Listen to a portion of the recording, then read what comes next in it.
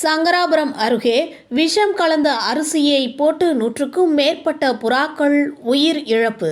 விஷம் கலந்த அரிசியை போட்ட மர்ம நபர் குறித்த காவல்துறையினர் விசாரணை.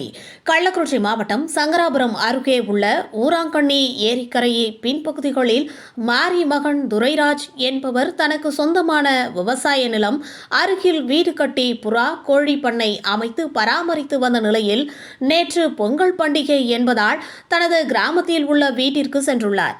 பின்பு இன்று வந்து பார்த்தபொழுது பண்ணையில் உள்ள 100க்கும் மேற்பட்ட புறாக்கள் இறந்து கிடந்துள்ளன. இதனை கண்ட துரைராஜ் அதிர்ச்சி அடைந்து இதுகுறித்து சங்கராபுரம் காவல் நிலையத்திற்கு தகவல் தெரிவித்துள்ளார். இந்த நிலையில் சம்பவ இடத்திற்கு வந்த காவல்துறையினர் விசாரணை மேற்கொண்ட நிலையில் அரிசியில் விஷம் கலந்து வயல் பகுதிகளில் மர்ம நபர்கள் வீசி சென்றுள்ளதாக முதற்கட்ட விசாரணையில் தெரிய வந்துள்ளது. மேலும் விஷம் கலந்த அரிசியை புறாவிற்கு போட்ட நபர் யார் என்பது குறித்து வழக்கு பதிவு செய்து விசாரணை மேற்கொண்டு வருகின்றனர்.